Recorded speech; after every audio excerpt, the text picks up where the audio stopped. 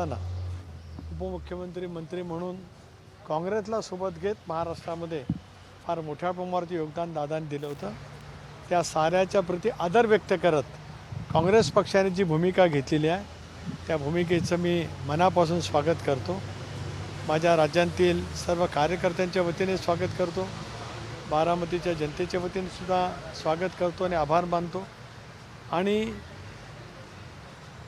एकंदरीत महाराष्ट्राच्या राजकारणाचा सुसंस्कृत पाया महाराष्ट्राचे शिल्पकार स्वर्गीय चव्हाण साहेबांनी जो रचला त्याला पूरक पैचा निर्णय आज काँग्रेस पक्षाने त्या ठिकाणी घेतला. त्याचाही उल्लेख या निमित्ताने मी करू इच्छितो आहे.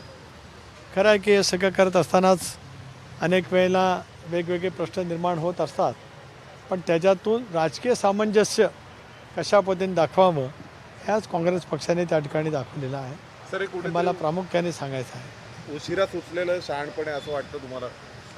कसं आहे की राजकारणामध्ये अनेक वेळेला अनेक घडामोडी घडत असतात. आता त्याच्यामुळे त्याने उमेदवार का दिला, एक तर मी सुरुवातीला स्पष्ट केलं की राज्यामध्ये 2 आघाडी आहेत, एक महायुती आणि दुसरी महाविकास आघाडी. आणि महायुतीकडे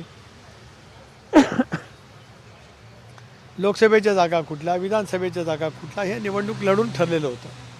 स्वाभाविकपणाने बारामतीची जागा ही महाविकास आघाडीकडे आदरणीय पवारसाहेबांच्या राष्ट्रवादी काँग्रेस पक्षाकडे होती.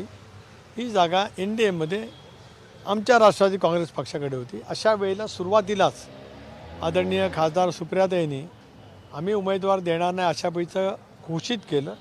त्याच्याबद्दलही मी आदरणीय साहेबांचे सुप्रियाताईंचे आभार मानले. आणि गणित स्पष्ट होतं की महाविकास आघाडीमध्ये ही जागा पवारसाहेबांच्या राष्ट्रवादीची असल्यामुळे काँग्रेसचा उमेदवार त्या ठिकाणी येणं असमन्वयच होतं.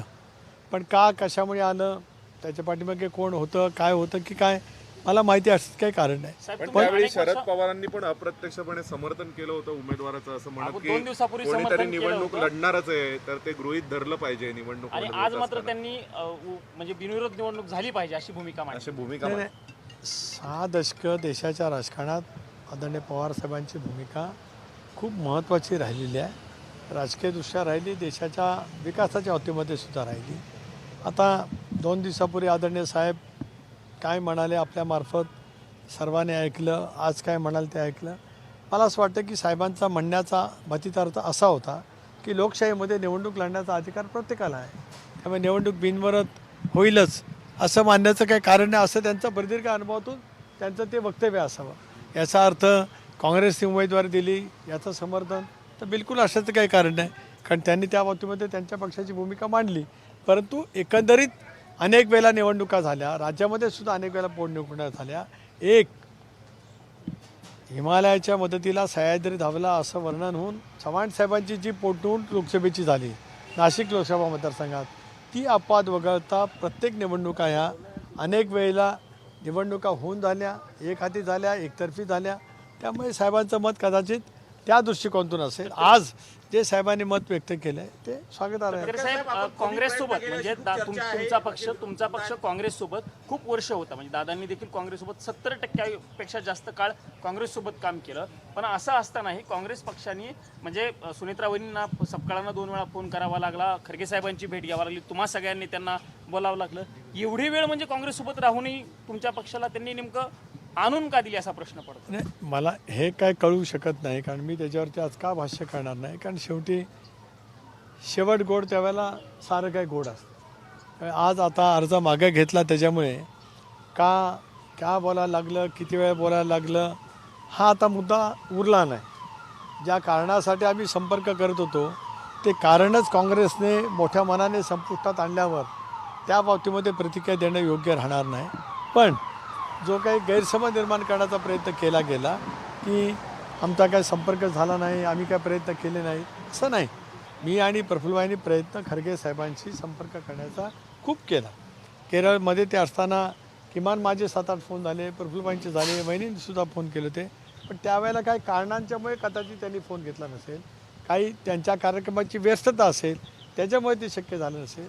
म्हणून काहींना असं वाटलं की बाबा मी आणि प्रफुल्लभाई दिल्लीमध्ये काही कमी पडलो का, ते चूक आहे. अपुऱ्या माहितीवरती काहींचे वक्तव्य त्या ठिकाणी असतील.